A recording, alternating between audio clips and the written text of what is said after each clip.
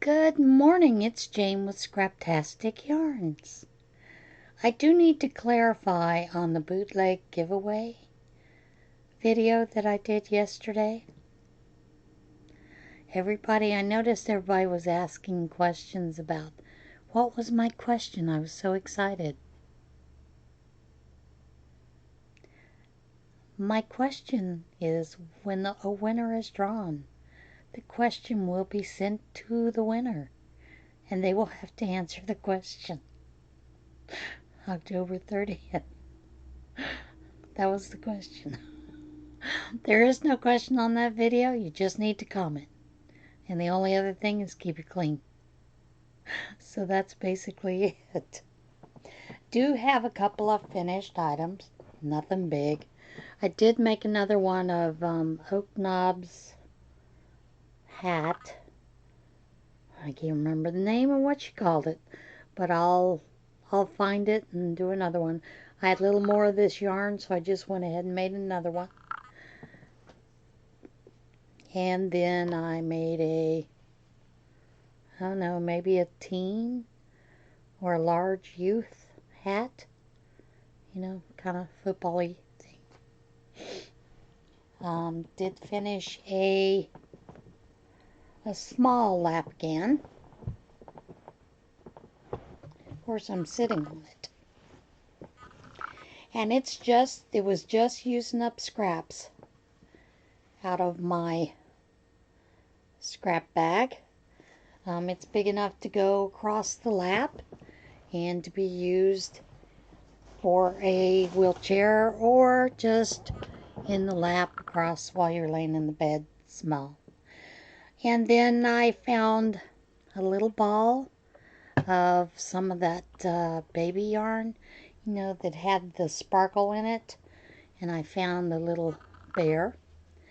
So I don't know if you can see the sparkle in there or not. Let me see if I can change that lighting just a little bit. There's a little bit of sparkle in that yarn. Come on, focus, focus.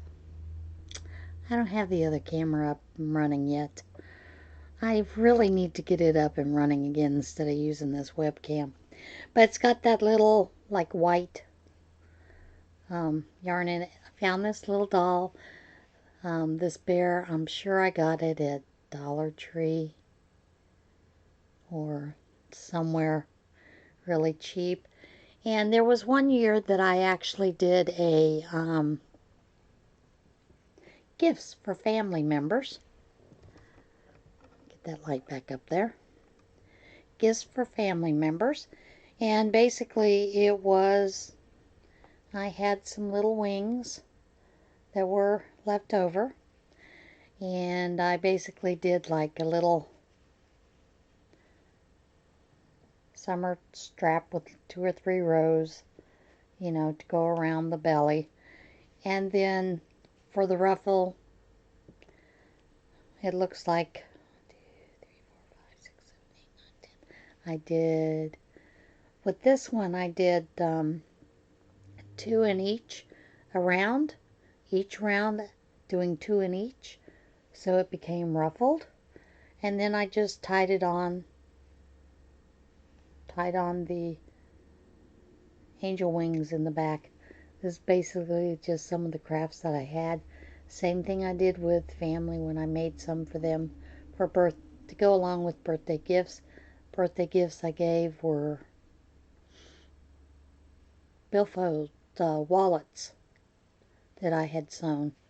So this is the little ballerina doll that I finally made me one. Made all them one, never made mine. So I did decide to go ahead and use that leftover purple yarn that I had. And then we are making progress on the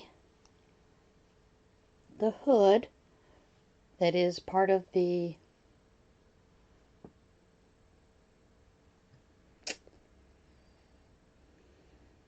knit kit that I got from Mary Maxim for last month. And basically I it started the dividing portion, you know, and that's where I was when I started it. You have to go for 21 and a half or 20, no, 20 and a half inches before you start the process to close up the hood and then have to do that Kitchener stitch, which I haven't done a Kitchener stitch in a long time. So that's going to be like a renewal, going back to it. I thought I'd tell you a little story. You know how Facebook, when you go looking for something, whether it be Amazon or to a website, then all of a sudden you see all these ads for it? Well, Saturday night, my husband and I, we always go out to eat to the Mexican restaurant, Rey Azteca in Mill Hall, and I forgot my phone. No big deal. But we get to Rey Azteca, we order, Thomas and I are talking, and he was telling me how his readers that he had just purchased earlier that day for use at school had come apart. The lens had come out because it had come unglued. And he was, he's like, I'm so sick of these flimsy readers that I get, And I said, well, you keep getting them at Walmart. I think I'd look at Dollar Tree if you're going to waste that kind of money. They're only $1 there. And he laughed and he said, well, one of my friends was telling me that where they go is readers.com. Okay. So we're talking about it, and he said, they're anywhere from low price to like $30, $40 for decent readers in better frames, like the frames you get at the doctor's offices. So we were talking about that and talked about a few other things. We get home, I go take a shower, I come downstairs and I get on Facebook, and the very first thing I see is an ad for readers.com. Now I'm like, I didn't even have my phone. I haven't looked at readers.com. But my husband mentioned it on his phone. I said, well, when I told him, about the ad, he started laughing. He goes, I tell you, they're listening to us. I said, I know they are, but that's ridiculous. So we had a good laugh about that. And I thought I would show you. These are the M95 masks that my husband's university purchased for him. Now, they are made by Kimberly-Clark, and it says N95 model. Okay? You get the mask, you open it up, you put it on this way, but then you take these and you put them over your head, over your neck. Now I want you to watch. This is a stretchable paper. Every time my husband tried to put one on, they snapped because he's got a big head. He's a man. These are an extremely cheap form of M95 mask. Most of them don't come with these flimsy paper stretchy things. Most of them come with some real good elastic on them. So I just thought I'd show you that, so you need to beware if you're purchasing duckbill M95 masks, because they're not truly duckbill M95s. They just aren't. A true M95, you can adjust the elastic so that it fits more form fitting to your face. And then, of course, most of us who have ever had to use N95s have also used double-sided tape to make sure it's a good seal. So, just thought it was rather interesting. just one of those things that's crazy, right? Crazy. It's been such an interesting week, hasn't it? With all the reporters and Pelosi all being bent out of shape about Trump has to okay what they say about his health. Duh! Nancy, don't you remember when you put into place something called HIPAA laws? You can't give any information out without the expressed permission of the patient. That's what HIPAA laws were done to create. That's what they were meant to do. Because there were many people firing people for finding out, your insurance finds out that you were HIV positive or had AIDS, and people were getting fired left and right.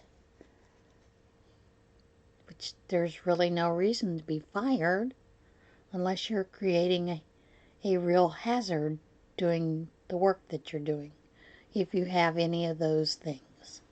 So, yeah, there are laws. They're called HIPAA laws, which protect the patient.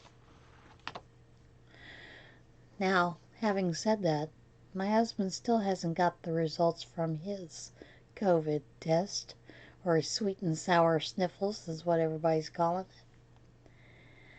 it, that he took in August. And you can't call because they're not answering the phone. They won't email the answer. And I said to him, you need to sue the school. You need to sue the university and the company they used, because you have a right to that information to be put into your medical record. It's getting crazy out there, folks. As always, it's election season. Yippee! I'm getting tired of being called. I'm also getting tired of Facebook trying to get me to register to vote. I've been registered since I was 18. Go away. And then the other thing, both parties are calling the House. Send for a ballot by mail. No, folks. I'm going to walk my happy you-know-what straight over to where I need to vote, because it's less than a block away. Less than a block. I walk across an alley. Okay? And then I walk half the block right across the street. So, maybe Facebook will listen to this and Google, and they'll figure it out. And I always find it funny, people saying that Google owns Facebook. No, Google doesn't own Facebook. Google is a England company that has offices all over the world. But Facebook does own Instagram, which is why so much stuff has changed. Don't like that part either. I liked it better when Instagram wasn't owned by Facebook. Are you ready for some water tarnation? Let's get away from all that crap. Okay. The first story comes to us from London. Cat trapped in donation bin turns out to be a battery-operated toy. A London man putting some old clothes into a donation bin called firefighters to rescue a cat that turned out to be a battery-operated toy. Alan McElligott, an associate professor at the University of Roehampton in London, tweeted photos showing the scene that unfolded after he put some items into the bin and heard a meow. Police and firefighters responded to the scene and agreed that there seemed to be the sounds of a trapped cat, possibly two cats, inside the container. One of the police officers suggested we drop food in there in case the cats had been there for a few days. So I went to Sainsbury's, as I had my car nearby, and bought wet cat food. McElligott told Deadline News. The fire brigade eventually turned up and used their heavy tools to open it. Once it was open, there was no sign of the cat, so the firefighters looked around and moved some pieces of clothing around and picked up the toy cat, he said. The battery-operated stuffed toy of For Real Friends cat made very convincing meows, McElligott said. It was activated by touch, so after I dropped an old pair of shoes, it activated it and started making noises, he said. McElligott said the firefighters and police officers had a good laugh at the outcome of the unusual rescue. The community officers, 3 police officers, and 2 firefighters started laughing, he said. I went red-faced and apologized. We all then left as quickly as possible. He is an animal sounds specialist.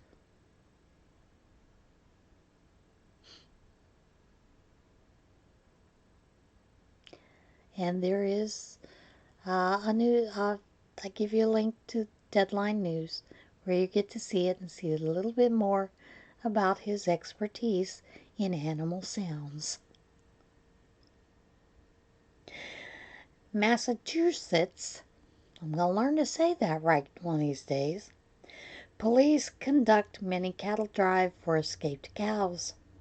Police in Massachusetts shared photos of officers trying their hands at cattle wrangling when 4 loose cows went for a wander around town. The Westboro Police Department said officers responded alongside the local animal control officer and the cow's owner Sunday when the 4 head of cattle were seen wandering down Wachusett View Drive. The officers rounded up the cows and led them on a mini cattle drive back to their home. Police said the cows came from the farm at Ullman's ice cream shop.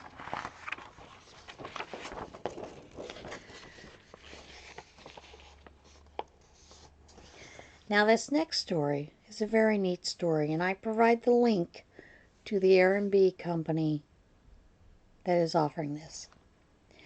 Airbnb host offers guests chance to be mayor of Hell for a day. A resident of Hell, Michigan, is offering the chance to be mayor of Hell for one day by renting out a specially outfitted lair on Airbnb.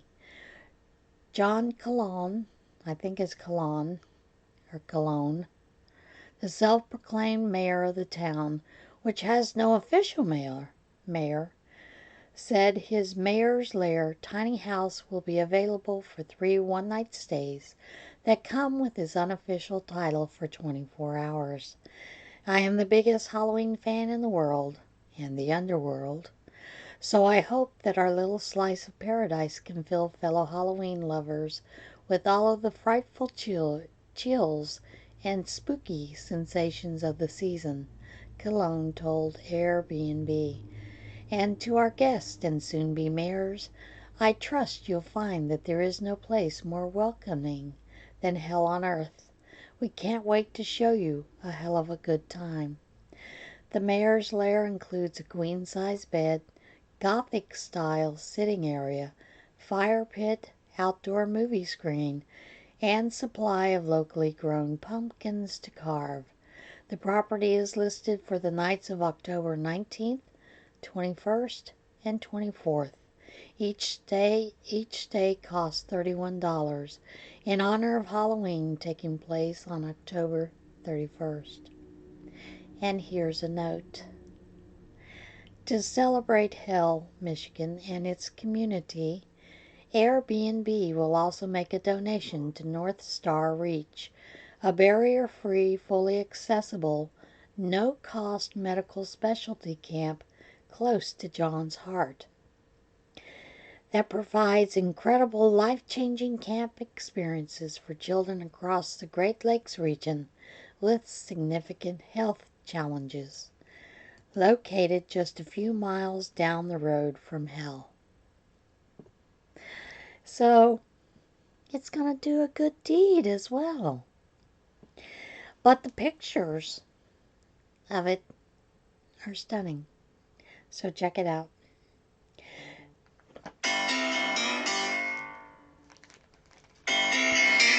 Sorry about that, folks. We'll just have to let it ring. It'll stop in a minute. I should have silenced my phone, right?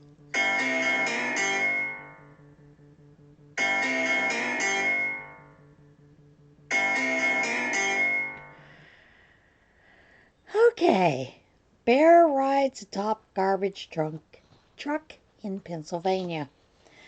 Police in Pennsylvania came to the assistance of a sanitation crew when a garbage truck arrived at the police department with a hitchhiking bear riding atop it. The Kidder Township Police Department posted photos to Facebook showing the bear riding on top of a garbage truck that pulled into the department's parking lot. We can only assume it was sick of going for the small amount of trash in the garbage pails and went for the big prize. Officer Vincent Murrow told WNEP-TV. Police said the truck backed up against a tree and the bear safely climbed down on its own. And there are two links down there below. One is to a very short video, and the other one is to the actual news story with some of the pictures from the Facebook. Emu running loose through Massachusetts City, lured with a pear.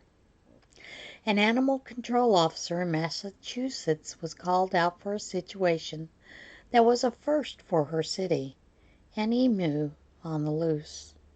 Haverhill Animal Control Officer Michelle Cannon responded alongside Massachusetts Society for the Prevention of Cruelty to Animals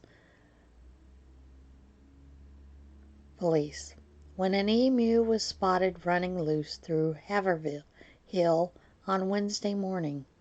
Cannon said she has been called out to situations involving bears and moose before, but the emu was a first. Witnesses said Cannon lured the flightless Australian bird with a pear. There is a pear tree right next door. She went and got a pear and started feeding him the pear. He was loving it. It got to the point she could just pick him right up and bring it to the car. Witness Brianna Smith told WBZ-TV. Authorities said they were attempting to identify the bird's owner, as no emus had been reported missing from local farms. It's a really cute video. This next story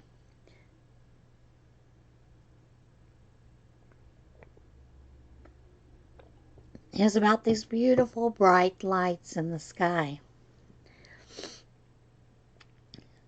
Flash of light seen over East Coast, likely a meteor, experts say.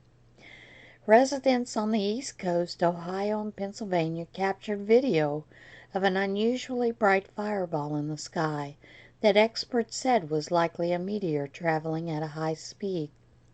Dashboard cameras and home security cameras recorded the flash of light in the sky just prior to 6:30 a.m. Wednesday, and the non-profit American Meteor Society said there were more than 700 reported sightings of the fireball.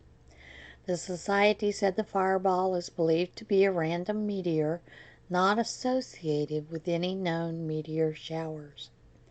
Expert Ralph Crew said the meteor was unusually bright. We saw a really exceptional meteor. which is when a piece of debris from outer space, either rock or metal, hits the atmosphere, crew told KDKA TV.